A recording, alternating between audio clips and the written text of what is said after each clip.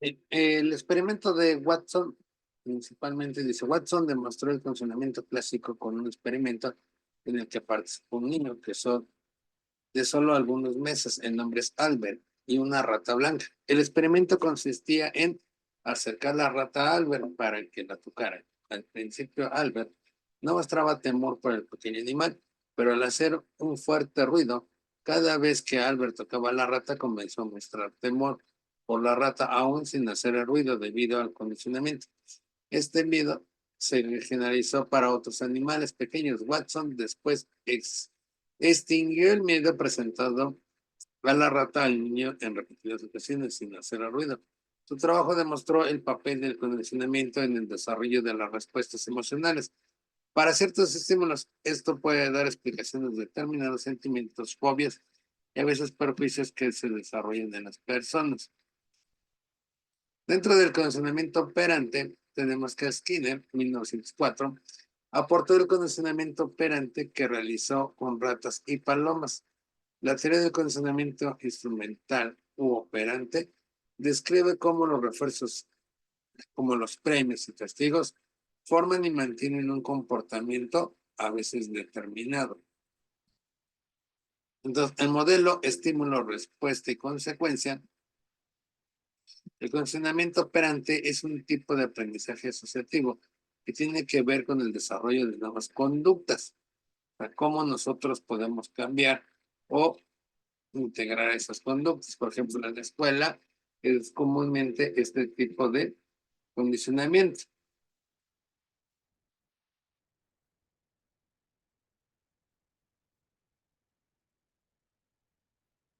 ¿Cómo nosotros podemos controlar las conductas de los niños?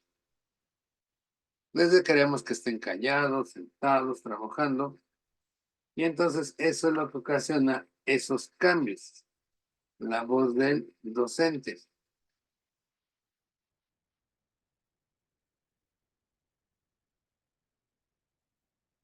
Entonces, el condicionamiento operante y su comportamiento es seguido de una consecuencia.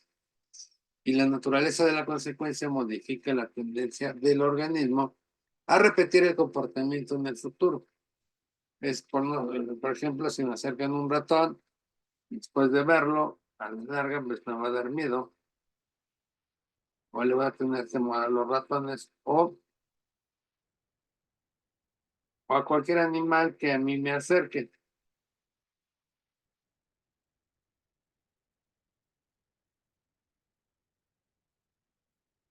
Entonces, el experimento de la rata o de la caja de Skinner tiene un pedal o una barra en la pared que cuando se presiona pone en marcha un mecanismo que libera una bolita de comida. Entonces la rata se empieza a condicionar y empieza a dar cuenta que al apretar esa bolita o esa palanquita, pues le va a arrojar comida.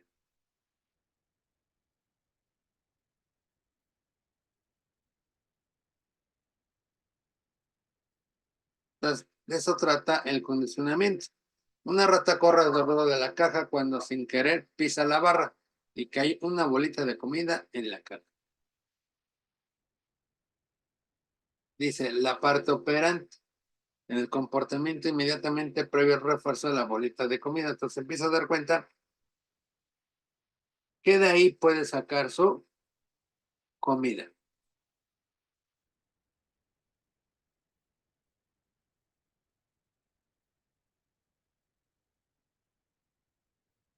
Que solamente con apretar esa barra, en automático le va a dar de comer.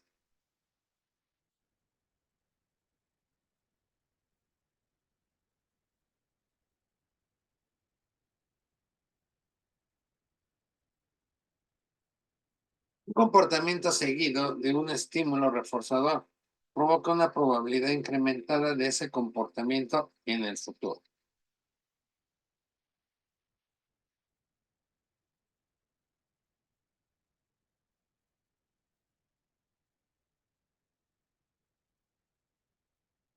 Dice, ¿qué ocurre si no le volvemos a dar más bolitas a la rata? Después de varios intentos y esfuerzos, se abstendrá de pisar el pedal.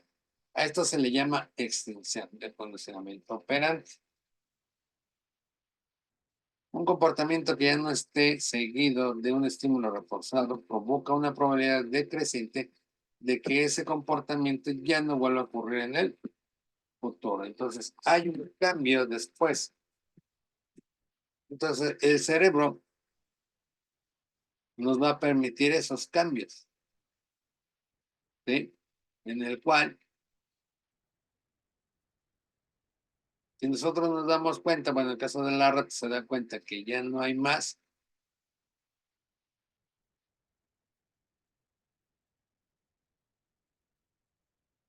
o ya no le sale más comida, ya no le va a importar y va a tener que cambiar su condición.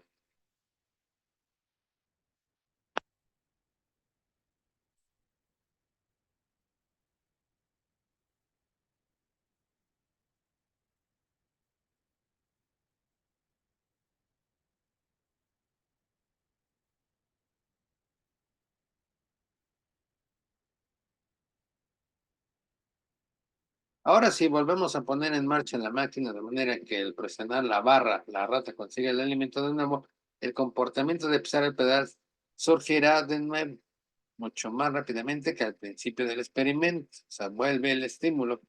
Cuando la rata tuvo que aprender el mismo por primera vez, esto es porque la vuelta del reforzador toma lugar a un contexto histórico, retroactivándose hasta la primera vez que la rata fue reforzada al pisar el pedal. Es, por ejemplo, cuando aprendemos a manejar.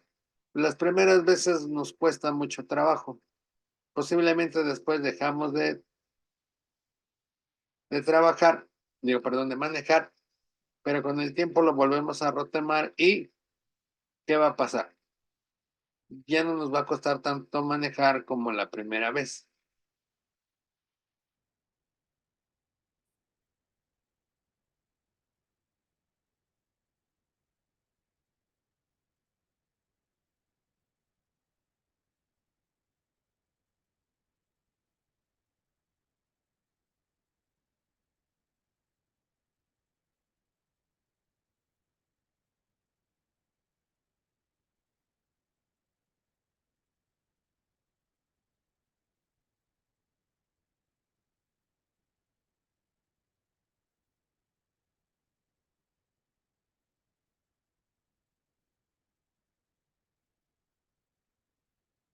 Refuerzo positivo o la recompensa, las respuestas que son recompensadas tienen alta probabilidad de repetirse.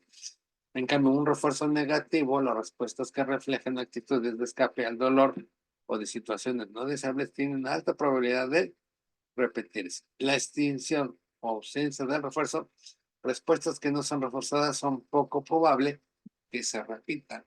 Y principalmente el castigo. Las respuestas que son castigadas son modificadas. La mayor contribución del conductismo fue el uso del método científico para estudiar el comportamiento, la serie de pasos que llevaron para encontrar ese. Dentro de la psicología cognitiva, intentar descubrir qué procesos del pensamiento, las cogniciones, tienen lugar en nuestra mente, no se conforman con el análisis del comportamiento, estímulo-respuesta, sino que intentan comprender la forma en que la mente procesa esa información, qué es lo que percibe, cómo lo percibe, recuerda y principalmente cómo organiza toda esa información.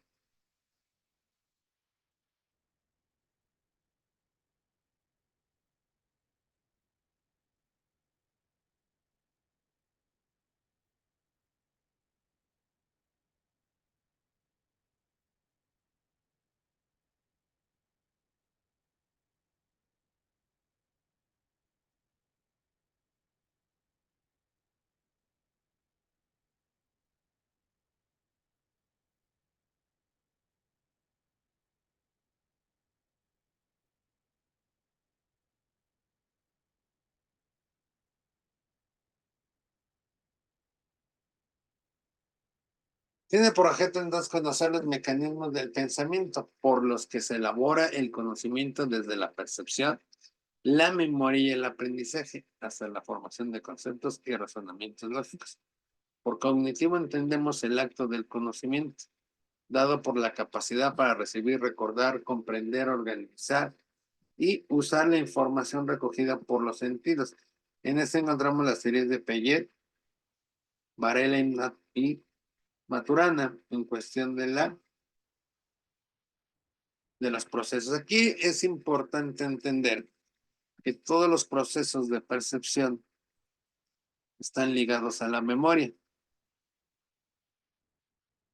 a lo que recordamos, a lo que nos va a servir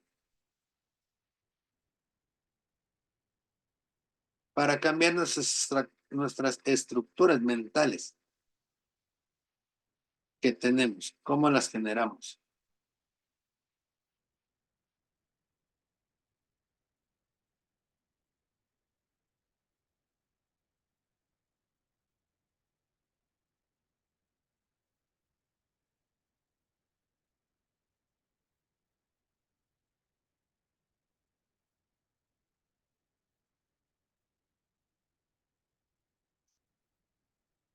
Entonces, la cognición tiene que ver con ese conocimiento. ¿Cómo fuimos a través del tiempo adquiriendo ese conocimiento? ¿Cómo organizábamos, transformábamos, comprendíamos e integrábamos ese conocimiento?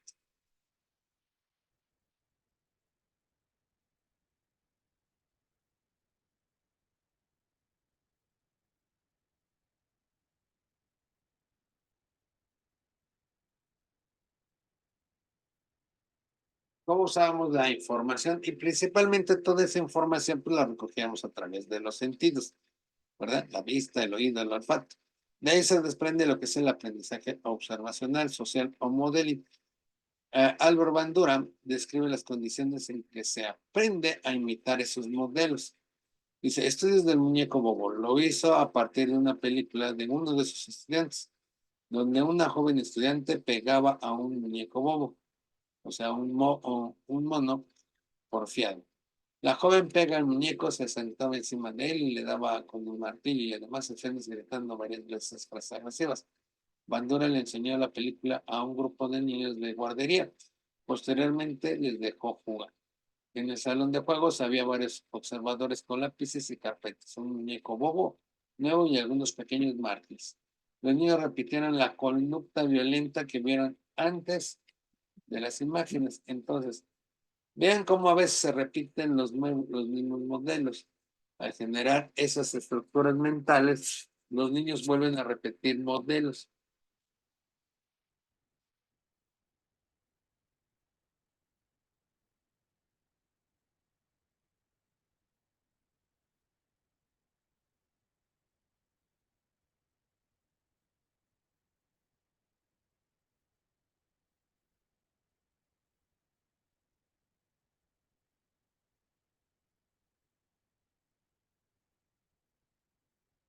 Entonces, esa es la esencia, cómo es que recuperamos esa información y cómo la volvimos a transmitir.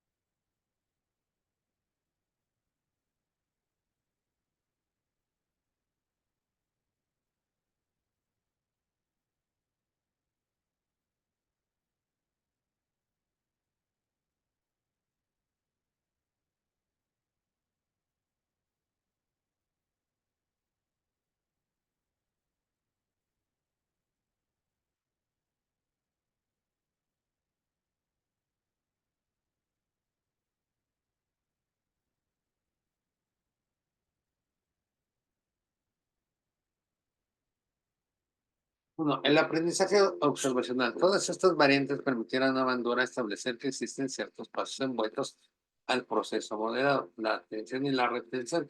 Debemos de ser capaces de recordar aquello a lo que hemos prestado atención. Guardamos lo que hemos visto, hacer al modelo en forma de imágenes mentales o descripciones verbales. Una vez archivados, podemos hacer resurgir la imagen o descripción de manera que podamos reproducirla como nuestro propio comportamiento, como si nosotros lo fuimos generando. La reproducción debemos traducir las imágenes o descripciones al comportamiento actual y pues tiene que ver con la motivación, estar incentivado a imitar. Y de ahí se desprende lo que es el psicoanálisis. El psicoanálisis es el nombre de un procedimiento que sirve para indagar procesos anímicos difícilmente accesibles por otras vías, de un método de tratamiento de perturbaciones neuróticas fundado en esa indagación, de un sistema de descripciones psicológicas ganadas por este camino. De poco a poco se han ido constituyendo de una nueva disciplina científica. Cuando Sigmund Freud en 1856-1939 desarrolló el psicoanálisis, complementó la psicología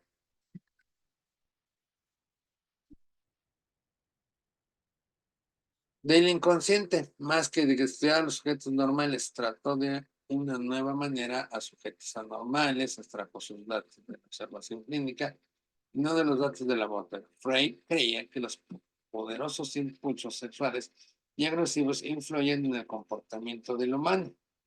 Opinaba que tales impulsos eran inconscientes y creaban conflictos entre el individuo y las normas sociales, entre lo que podrían y no se podría hacer.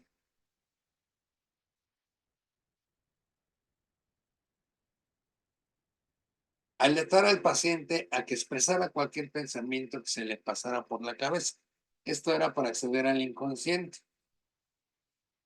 Lo inconsciente se reprime ya que es incompatible con el consciente.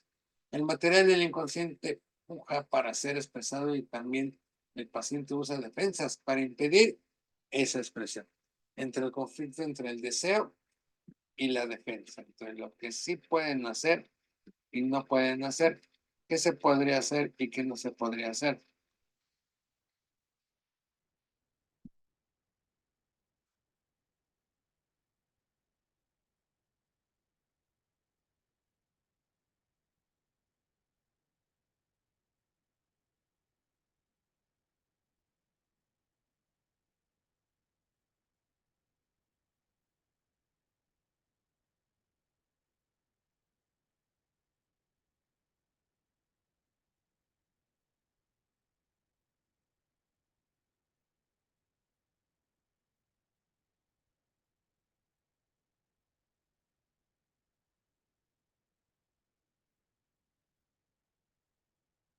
Entonces, esa es la pregunta, ¿realmente tiene que ver con aspectos de la sexualidad también?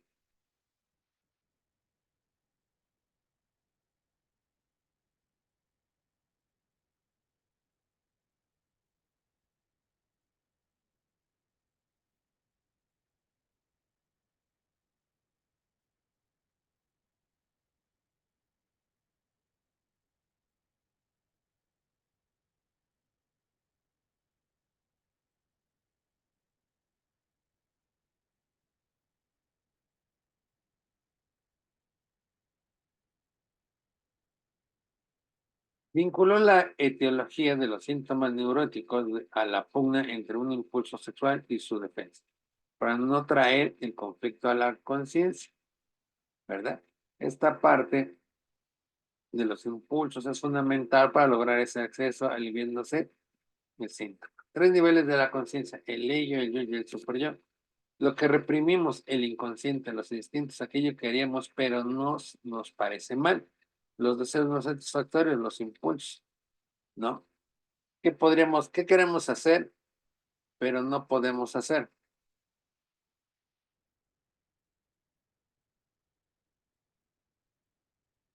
¿Qué es lo que nos limita a no hacerlo?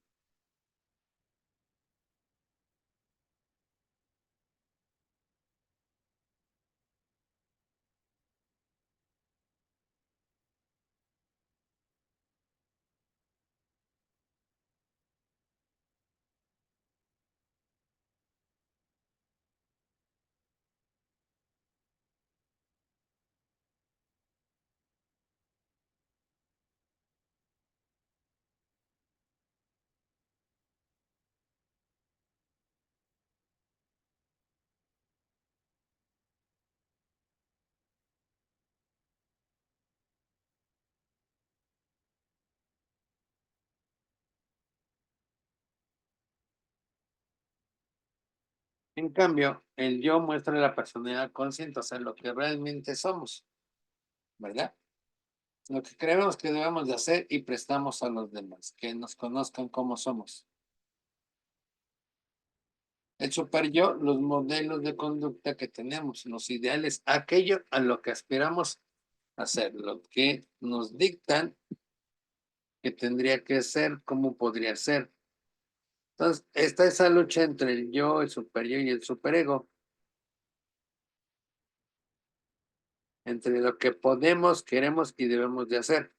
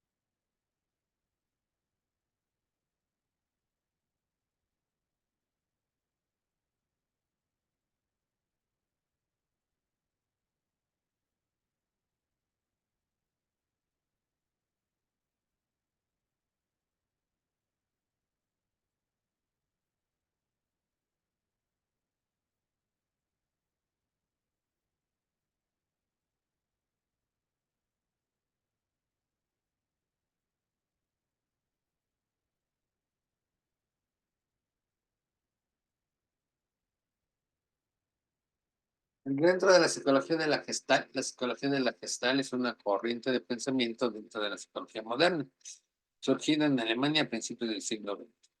Exponentes más reconocidos, Weitemer, Coder, Koffa y Lewin. El término Gestalt proviene del alemán y fue introducido por primera vez por Christian von Elefant. Se traduce generalmente como la forma, sin embargo, también podría traducirse como figura, configuración e incluso estructura o creación. La mente configura a través de ciertas leyes los elementos que llegan a ella a través de los canales sensoriales, percepción o de la memoria, pensamiento, inteligencia y resolución de problemas. Este planteamiento se ilustra con el axioma: el todo es más que la suma de todas las partes. La psicología humanista, Abraham Maslow, 1980-1970, y Carl Rogers, en 1902, protestaron contra las fuertes corrientes del conductismo y el psicoanálisis. El humanismo fue llamado la tercera fuerza. Sostiene que el conductismo dice mucho sobre las conductas, poco sobre las personas, y que el psicoanálisis dice mucho sobre los enfermos mentales y poco principalmente sobre los sanos. Bueno, que eso sí es correcto. Casi la mayoría de los procesos psicológicos tratan de encontrar o buscar qué es lo que ocasiona un problema mental o una enfermedad, la mente, el cuerpo y hasta el alma.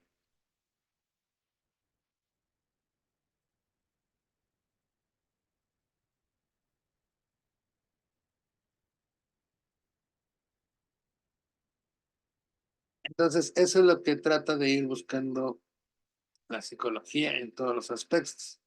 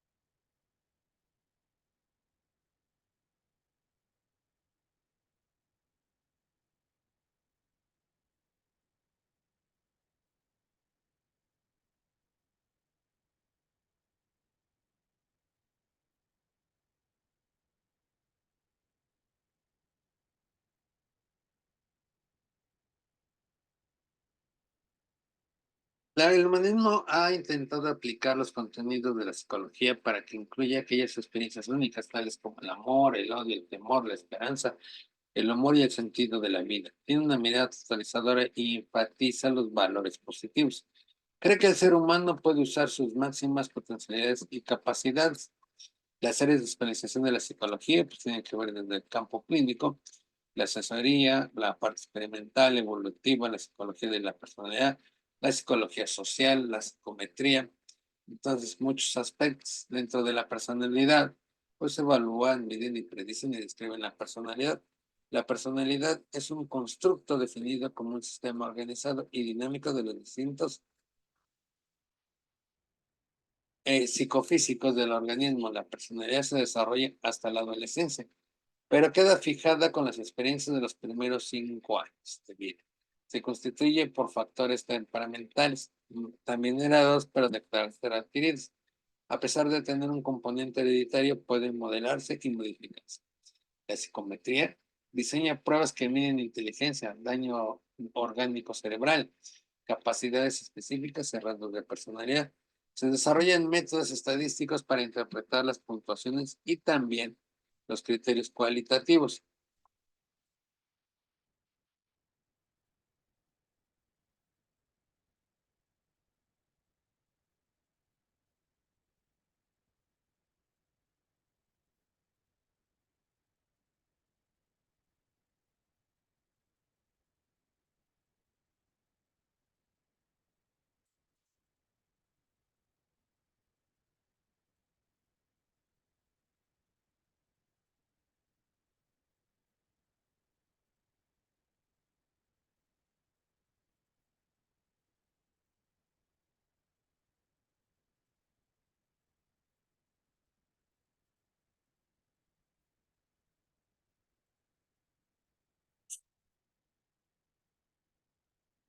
Bueno, entonces, de manera general, esos son algunos aspectos en cuestiones de la psicología que podemos ir trabajando y analizando.